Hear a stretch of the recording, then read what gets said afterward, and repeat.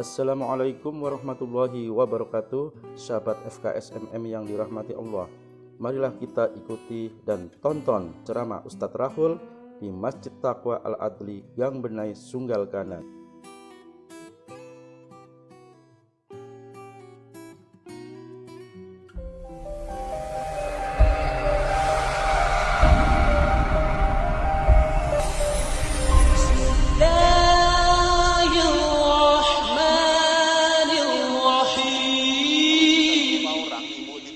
Tambah muda kakak ini ya, ngejek itu bu, ngejek, nggak betul itu. Jangan senang kali terlena, wak dibilang orang tambah muda. Oh, saya kalau jumpa orang, Ustaz Rahul, ya Allah, udah lama nggak jumpa, tambah muda aja Ustaz. Ini dalam hatiku ngejek, ini wak diku lepuk kan, baru tahu dalam hatiku. Siapa tambah muda? Nggak ada, yang ada semua tambah tua. Kalau dibilang orang awet muda, mungkin masih bisa terima kita. Semuanya kan tambah tua, tapi oke lah tua. Tapi tua itu kan tiga. Ada tua-tua keladi, ada tua-tua jelatang, ada tua-tua kelapa. Sekarang mau tua yang mana ini? Tua keladi Ustaz, makin tua makin menjadi. Judinya makin parah, mabuknya makin gila. Udah, nyabunya makin gak karuan, makin jauh dari masjid. Nggak bisa jadi panutan buat istri, buat anak, buat cucu. Ini tua-tua keladi. Ada juga tua-tua jelatang, makin tua makin gatal. Pantang nampak bibir merah, pipi licin, naik kereta yang nengoki sampai nggak nampak lagi. Sebaik sadar dari paret kantor lurah. Wah. Yang paling bagus Ustadz, tua-tua kelapa. Kelapa tuh makin tua, makin banyak manfaatnya. Kelapa tua batangnya dipilih buat jembatan. Disenso jadi broti sama papan. Pelepah orang Jawa bikin ngaduk gemblong. Udah siap ambil parang dibentuk jadi motoran anak-anak. Lidi bisa bikin sapu. Sisanya untuk pincuk. Terus janur bikin tanda di simpang ada orang pesta. Hiasan di rumah orang pesta. Bisa bikin bungkus ketupat di hari raya. Ya Allah, semuanya terpakai.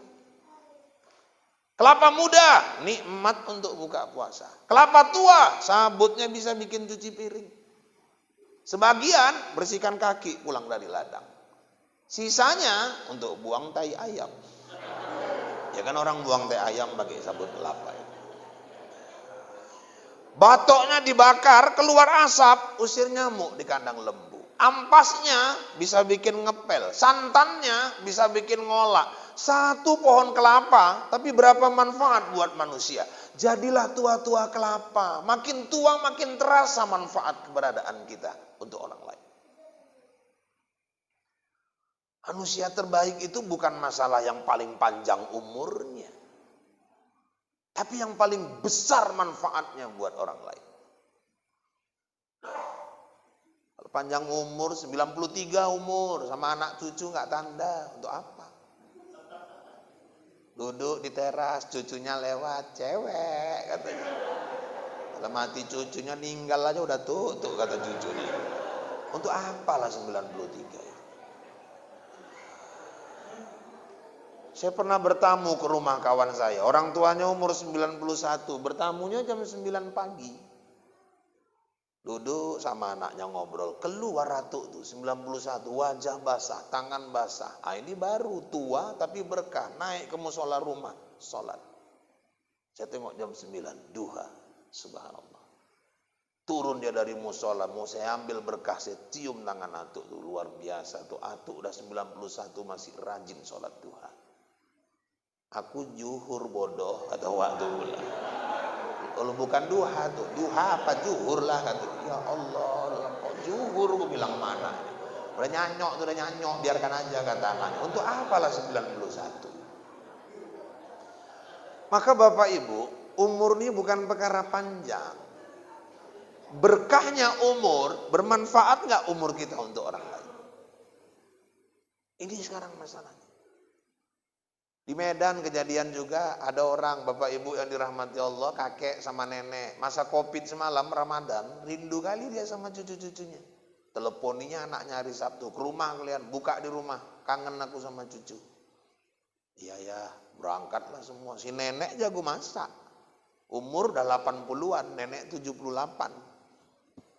Rupanya udah selesai masak, hidangkan semua, mau persiapan buka, jusnya kurang. Si kakek bilang sama nenek, "Yang, jusnya kurang yang." Si kakek bilang sama nenek. Nenek pun nyaut, "Sabar ya yang." Cucunya tengok-tengokan. Cucunya bilang, "Lebay kali lah kakek." Cucunya yang paling tua pun didatanginya si kakek. "Kek, bagi-bagi ilmu kenapa kek?" "Kenapa? Kakek udah tua masih mesra aja sama nenek. Kami pingin rumah tangga kami kayak kakek." "Apa masalah?" Rupanya tadi kakek manggil nenek Yayang, nenek manggil kakek pun Yayang. "Kau yang bodoh, aku lupa nama nenek kau. Nenek kau pun dah lupa namaku. Kami dah pakat kalau sama-sama lupa, manggilnya Yayang-Yayang aja." Rupanya udah pikun dua-dua. Maka bapak-bapak, ibu-ibu yang dirahmati Allah, umur itu yang paling penting keberkahannya. Maka jadilah tua-tua kelapa. Bagaimana tua tapi makin bermanfaat buat orang lain. Tua bisa jadi panutan buat anak, buat istri, buat cucu. Tua masih kita didengarkan orang nasihat-nasihatnya. Maka saya pernah bilang, almarhum Zainuddin MZ itu, ya Allah, meninggal udah berapa tahun? Lebih kurang 9 tahun. Zainuddin MZ itu yang pendakwah. Kalau yang penyanyi kan Meggy Z. Saya pun baru tahu Meggy Z itu rupanya saudara kandungnya banyak. Ada Meggy A, Meggy B, Meggy C. Ya yang paling kecil tuh Meggy Z. Zainuddin MZ itu sekitar 9 tahun lah barangkali beliau meninggal. Tapi saya bilang umurnya panjang. Kok bisa Ustadz umurnya panjang? Dia meninggal 62 tahunnya Ustadz. 62 tahun meninggal, udah dikubur jasadnya. Tapi sampai sekarang tiap sore masih terdengar nasihatnya di masjid-masjid. Jadi umur panjang itu bukan jumlah. Tapi kemanfaatan yang bisa dia berikan ketika dia masih hidup, sampai dia sudah meninggal, orang masih bisa merasakan kemanfaatan keberadaan dia. Buya Hamka, udah berapa lama meninggal, tapi tafsir Al-Azharnya sampai sekarang terus dipelajari orang. Imam Malik Al-Muwatta kitabnya, hari ini Bapak Ibu, universitas-universitas Islam mempelajarinya. Syafi'i dengan kitab Al-Umnya tetap dipelajari orang. Sudah masuk ke kubur jasadnya, tapi karya-karyanya masih bisa dinikmati oleh orang lain. Maka kalau mau umur panjang dalam makna yang hakiki, sepanjang hidup berkaryalah, lakukan pekerjaan-pekerjaan kebaikan, sehingga ketika kita meninggal orang masih tetap mengenang kebaikan-kebaikan kita. Bapak Ibu yang dirahmati Allah, wah itu kan ustadz-ustadz, ulama-ulama. Kayak awak enggak ulama mau macam mana? Yang punya harta berkaryalah dengan hartanya. Ini saya yakin masjid ini ada harta orang-orang kaya yang menempel di sini. Kita enggak cari nama. Bahkan kalau perlu kita nyumbang masjid orang jangan tahu. Tapi insya Allah kalau kita peduli terhadap masjid ini, kadang-kadang nggak dengan harta pun udah meninggal. Oh masjid itu terurus kali zaman Wak Polan lah. Sejak dia meninggal tak terurus lagi masjid. Dan meninggal masih dikenang namanya. Makanya nanti Bapak Ibu ada 3 golongan manusia. Udah sampai di pintu surga. 3-3 ini saling segan untuk masuk duluan. Ulama, pemimpin yang adil, orang kaya. Ulamanya segan, merasa nggak pantas masuk duluan. Yang dia anggap lebih pantas orang kaya, karena dermawan, banyak membantu membangun masjid dan lain sebagainya. Bapak duluan. Yang satu bilang, oh enggak lah, ini pemimpin yang adil ini. Rakyatnya selama dia jadi bupati, selama dia jadi wali kota, semua orang tentram, kehidupannya tambah maju. Bapak duluan. Oh enggak, ulama kita lah yang duluan masuk. Dia yang selalu memberi nasihat. 3-3-nya enggan untuk masuk duluan. Merasa enggak pantas mendahului yang lain. Sehingga akhirnya Bapak Ibu tetap dimusyawarahkan siapa yang paling pantas. Keputusannya ulama inilah tetap yang duluan pantas. Kenapa? Karena orang kaya ini jadi dermawan, ulama ini yang mengajarkannya. Pemimpin ini jadi orang adil, yang mengajarkannya adalah ulama ini. Akhirnya ulama itu duluan yang masuk, orang kaya dan pemimpin yang ada. Jadi kalau punya jabatan, macam mana jabatannya bermanfaat untuk agama ini? Punya harta, jangan pelit-pelit. Bagaimana harta kita, Bapak Ibu, bisa kita gunakan untuk membangun agama ini?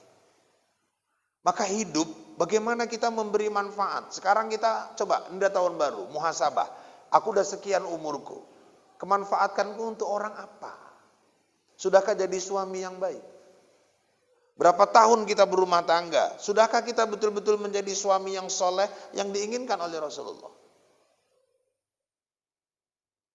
Nabi itu kalau perkara jadi suami, khairukum linisaihim. Sebaik-baik laki-laki itu yang paling sayang kepada istrinya. Dan Rasul nyontohkan itu. Makanya Rasul manggil istrinya aja pun semua ada gelar. Khadijah, ya Habibah, wahai kekasihku.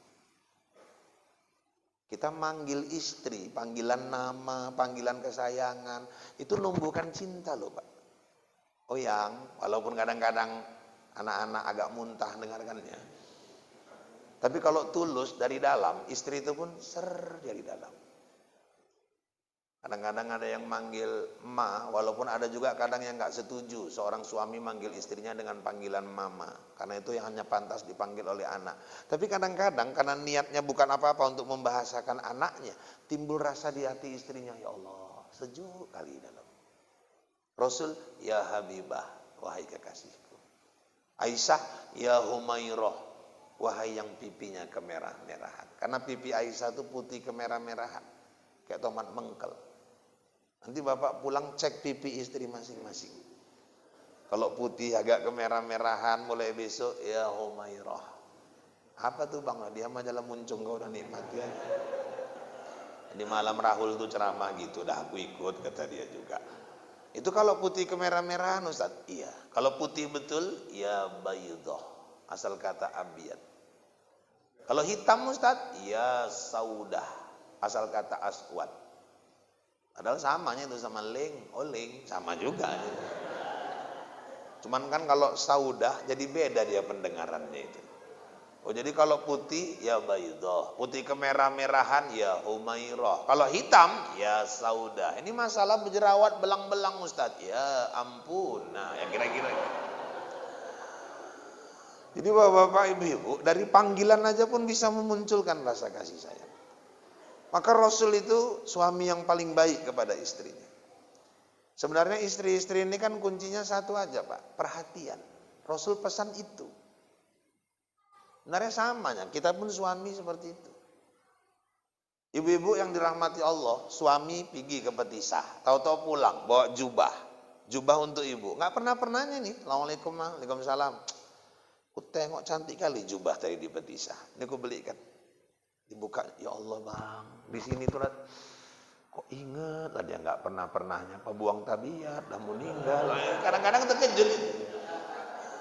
Tapi istri itu rasanya bahagia kali dibukanya pink warna baju tadi, padahal bininya hitamnya minta ampun. Cemana orang hitam pakai pink dalam hatinya juga. Tapi dia tetap bahagia. Kenapa? Perhatian. Sama kayak kami nih suami Bu, suami pun gitu.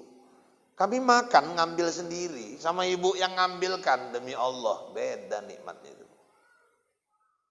Ini bapak-bapak cuman nggak mau cakap aja, padahal ngenes sekali orang dinahankan sama ibu. Ya aku mewakili orang ini lah, maka aku sampaikan malam ini. Saya sampai hari ini kan masih kerja di perkebunan. Pernah saya pulang satu hari ke rumah, istri nggak di rumah, dia lagi di toko pakaian.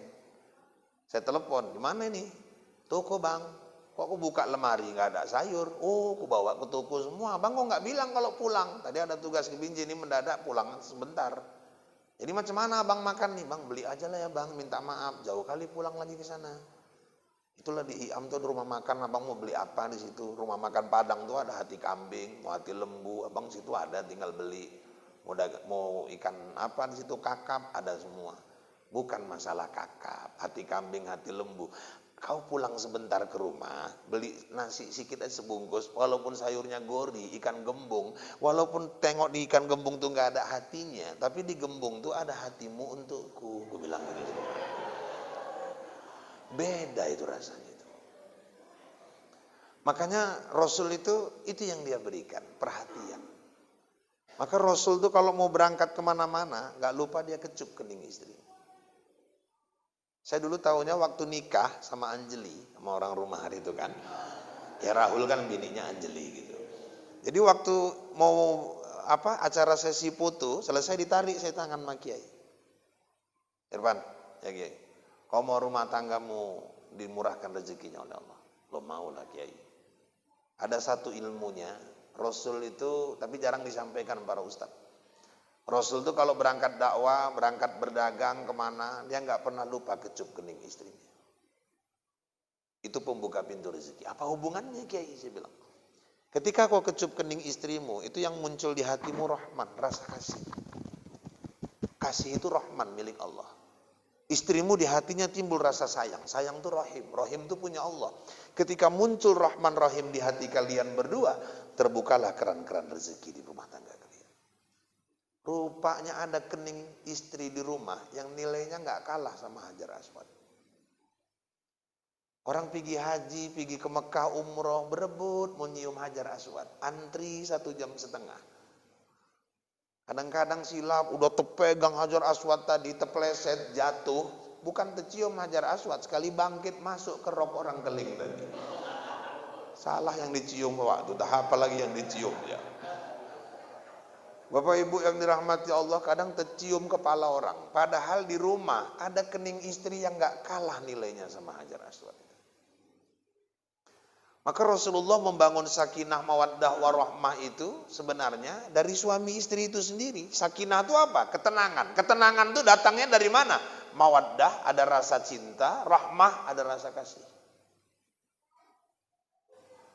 Makanya suami yang soleh 4 cirinya. Pertama suami kalau dia kewajiban suami memberi nafkah lahir batin. Dan bukan cuma memberi nafkah tapi menjamin rezeki yang dia pulang dari jalan yang halal. Nauzubillah Pak, jangan pernah pulang bawa rezeki yang haram ke rumah. Setetes darah haram mengalir di tubuhmu melemahkan semangat ibadahmu kepada Allah Subhanahu wa taala. Terlalu banyak darah yang haram masuk ke dalam tubuhmu akan menutup pintu hatimu dari hidayah. Biar sedikit, yang penting halal. Kemudian apalagi? Menyediakan sandang, pangan, papan, memberikan pendidikan agama, bertanggung jawab terhadap ibadahnya. Kemudian sakinah mawaddah warahmah, ada istri yang solehah, 4 ciri istri solehah. Pertama, suami enggak jemu bila memandang wajahnya. Kalaupun dibelikan bedak pipa nomor 14 sama suaminya, dipakai untuk suami, bukan untuk orang. Istri sekarang ini kan banyak terbalik. Kalau mau ditengok orang cantik, kurang cantik. Di rumah hancur kali, hajab. Mau pergi undangan aja pun 45 menit enggak siap-siap. Suami udah manasin kereta, bukan panas lagi, udah mau meleleh kereta tadi. Istri nggak siap-siap, bolak-balik diklekson, tintin, tintin, tintin, keluar dari jendela kepalanya, nggak sabar pergi sendiri kau. La ilaha illallah, lemas lagi-lagi. Sekali keluar masih pakai anduk lagi bininya, ya Allah, apa nggak stres lah kawan tadi, matikan balik kunci. Bawa baju, gantungan baju 2, dek, cantikan yang biru apa yang merah bang, kata dia. Lakinya tadi, ya Allah deh, aku udah jelek lagi mukaku. Kau masih mau cari yang biru apa yang merah? Udah jangan banyak cakap kau, cantik yang biru apa yang merah? Udah yang biru aja pakai yang biru, itulah bodohnya kau. Cantik-cantik yang merah bang, ini lebih mahal. Ya tapi aku suka yang biru, orang kau nggak tahu model. Ini selisihnya aja 200. Terakhir jengkel lakinya, lontong dia muncung kau kata. Kau tadi minta pendapat cantik biru apa merah? Kalau kau tanya aku cantik biru, kau suka merah terserah kau. Udah sore, salah hujan. Lari bini masuk ke dalam. Sekali keluar kuning bajunya. Jadi ngapailah diskusi sampai mau begaduh tadi. Belum lagi nanti urusan jilbab, cuman mau ditengok orang itu.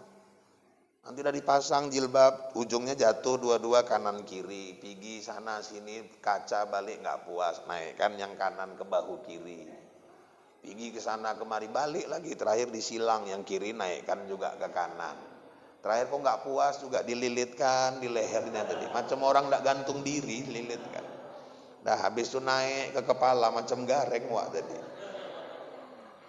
urusan bros, udah ditaruh di sini nggak puas, pindah ke tengah, terakhir malah tak bisa bernapas, balik lagi ke belah kiri tadi, tak puas taruh lagi di atas, kalau ada gembok pun taruh gembok lagi satu, cuman mau dipuji orang aja itu.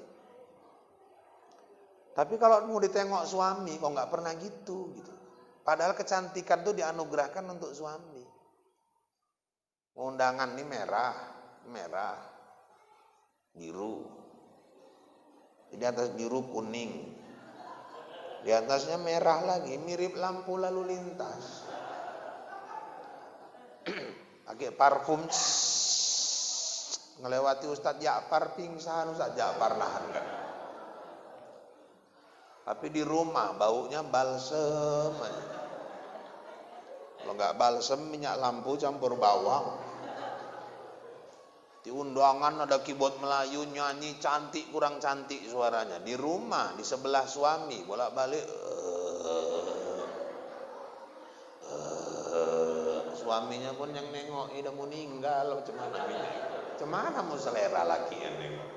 Bu, ibu dikasih kecantikan, anugerahkan untuk suami. Istri solehah, suami itu nggak jemu bila mandang wajahnya. Coba koreksi diri, kita ini udah jadi istri solehah belum? Ini udah ganti tahun ini, berubah, hijrah. Bagi yang belum berjilbab, ayo mulai tutup jilbab kita. Ujung-ujungnya mati juga kok. Artis-artis itu diumbarnya aurat, terakhir meninggal juga. Padahal orang pakai jilbab, rata-rata survei membuktikan jauh lebih cantik. Hijrahlah, pindah, menuju ke arah yang lebih baik lagi. Ayo, istri solehah patuh terhadap perintah suami. Apalagi Ustadz nggak memaksakan kehendak di luar kemampuan suami. Suami ini banyak orang baik, tapi bisa jadi jahat. Kadang-kadang karena paksaan istri. Koruptor-koruptor itu awalnya semua itu bukan orang jahat. Belum tentu semua itu orang jahat. Banyak yang orang baik, tapi kadang-kadang karena pengaruh istrinya, akhirnya dia jadi orang jahat. Suami patuh, hormat, tunduk, sangat sayang kepada emaknya. Gara-gara istri bisa berani bentak emaknya. Hati-hati. Istri solehah tidak memaksakan kehendak di luar kemampuan suami. Ini kadang-kadang nengok tetangga beli kompor gas kepanasan. Tetangga beli kulkas gigil kedinginan. Tetangga naik haji dia naik tensi. Kan bodoh. Tetangganya beli mobil baru ngelus dada. Dari mana tuh? Ngangsur itu, ngangsur. Lo kontan nggak mungkin, mesti ngangsur. Ngangsur pun kan bayar sendiri. Bukan minta ibu. Makanya saya sering bilang, ibu pun jangan juga memaksakan diri untuk dipuji orang, tapi akhirnya nyusahkan diri. Mau lebaran dipaksa-paksa, ganti gorden, harga 7 juta, harga 8 juta. Cuman apa? Minta dipuji orang. Supaya nanti family datang, ih gordennya cantik. Di mana kakak nempanya ini? Petisah. Kalau 8 juta nggak kemana nih kak? Pas 8 juta. Ya Allah. Senang dia orang muji. Tetangganya datang, kok warnanya pas kali ya kak, kainnya pun cantik kali. Senang dia dipuji. Senangnya itu cuma waktu dipuji. Habis itu pening 12 bulan mikirkan bayaran surat. Dan gak pernah sejarahnya yang muji itu ikut bayar angsurannya. Jadi ngapain sibuk nyusahkan diri cuma untuk cari pujian orang. Sibukkanlah diri untuk mencari pujian Allah. Itu yang penting. Tetangga beli TV baru, pulang lakinya tuh tengok Wak Leman TV baru. Itu kan rezeki dia. Itu adalah alasan rezeki dia. Orang yang ianya kau yang bodoh. Bodoh macam mana dia mocok, kau mocok. Dia laki, kau laki. Dia bisa kok, kau nggak bisa. Orang otak kau di sini. Itulah yang kejadian besok pagi gantung diri lakinya di belakang. 42 inci TV kawan tadi, merek Sony, layar datar biar kau tahu. Garansi 3 tahun. Kok hafal deh? Ku baca kotaknya di becak tadi. Kita apa? Udah 17 tahun kawin TV gini aja. Udah 14 inci layarnya kembung. 17 7 kali kesambar petir pun nggak kau ganti-ganti. Kemarin kau bawa ke kampung lalang, kau pikir kau ganti, kau bawa pulang lagi, kau betulkan di jidat. Warna pun udah tinggal 3 warna.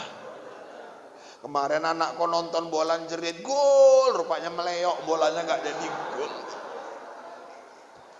Jadi mau kayak mana lagi aku deh, ya tinggal terserah kau lah kayak mana caranya. Itulah ujungnya kadang jual narkoba, jual sabu. Kenapa? Istri suka memaksakan kehendak di luar kemampuan suami. Rezeki itu Pak, Bu, maaf ya, kadang sedikit halal, nikmat dimakan, bawa berkah. Bukankah Rasulullah dalam satu peperangan kehabisan bekal makanan, Rasulullah mengambil sejumput gandum, sedikit-sedikit dimasukkannya ke mulut sahabat. Kenyang, kenapa? Karena berkah, halal. Ada orang makan banyak pun gak kenyang-kenyang. Kita gak tahu, jangan-jangan setan ikut makan bersama dia. Kenapa? Dicabut Allah keberkahan itu. Nauzubillah. Maka carilah yang halal. Dan ibu itu penjaga gawang di rumah. Kalau belum waktunya gajian, jangan asal terima. Ini dek, ada duit 2 juta. Duit dari mana bang? Udah, kalau lama-lama lancip kali muncung kau. Bak duit salah, nggak bak duit salah. Bukan masalah bawa, nggak bawa salah. Ini belum waktunya gajian, udah ambil-ambil. Enggak, aku tanya, ini uang dari mana? Tadi duduk singgah di warung, main, menang, alhamdulillah, ini rezeki. Allah ilaha illallah, bang. 17 tahun kita kawin, aku nggak nyesal kawin sama kau. Walaupun kata orang kau jelek, pendek, tonggek, pesek, tidur kau ngences. Gajimu yang sedikit halal tuh aku lebih senang bang, daripada banyak kayak gini tapi uang nggak jelas. Kau tega kasih makan anakmu uang kayak gini, masuk kau ke kamar, kau tengok anak kau tidur tuh bersih kali mukanya bang, bersih kali pipinya, sanggup kau ngotori pakai uang kayak gitu. Tahu gini bagus aku kawin mau Rahul aja dulu. Udah kau makan sendiri uang tuh, makan sendiri, jangan kau bawa pulang uang kayak gitu. Itu baru istri. Ini kalau ada model kayak gini Pak, nambah satu lagi pun halal nih Pak, yang kayak gini. Tapi sekarang nih kan yang banyak istri toleha.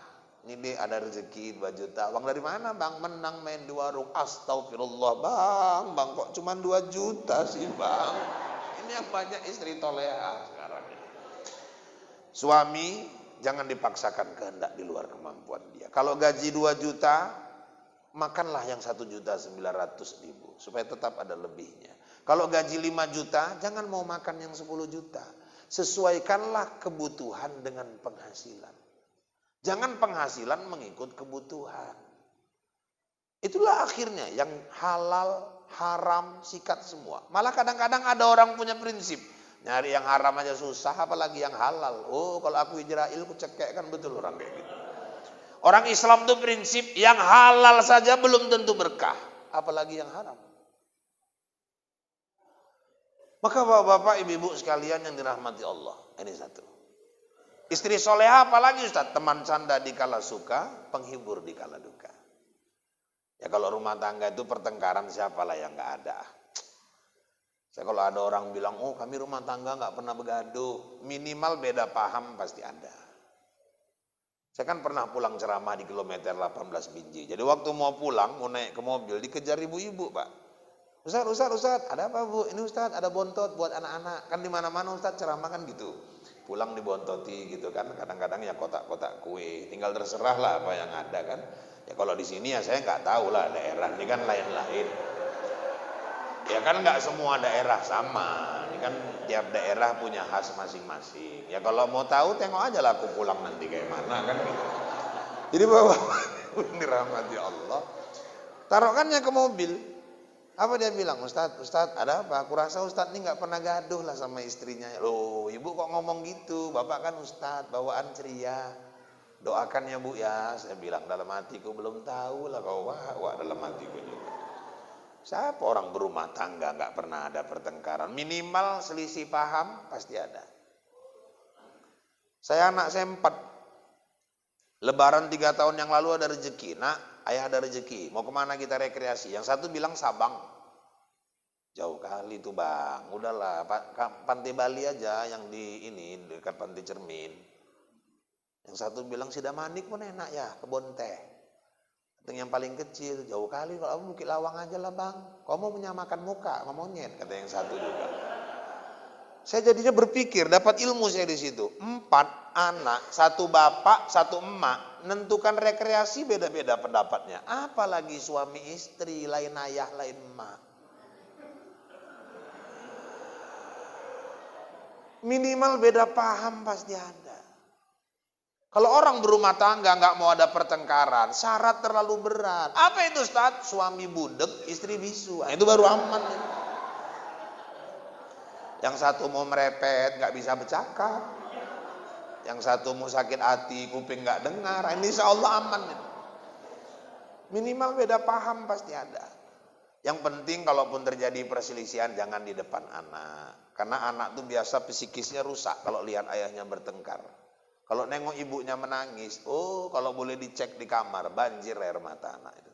Apalagi seorang ayah kalau sampai nampar istrinya, sampai mati anaknya nggak lupa itu. Itu maka kadang-kadang ada anak dendam sama ayahnya.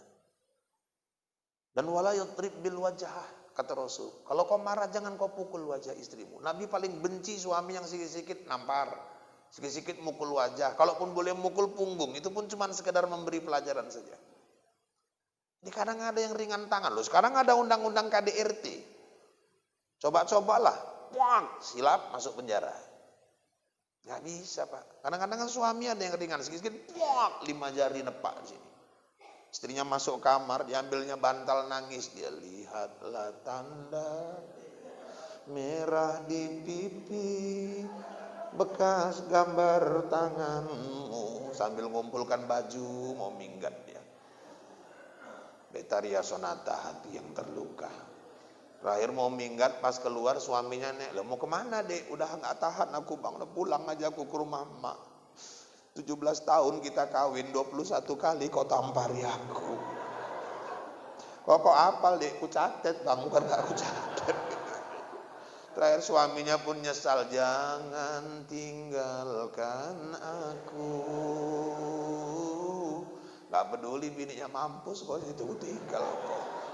Pulang dia ke rumah emaknya. Di rumah emaknya seminggu, rupanya mulai reda marah, kangen balik sama lakinya.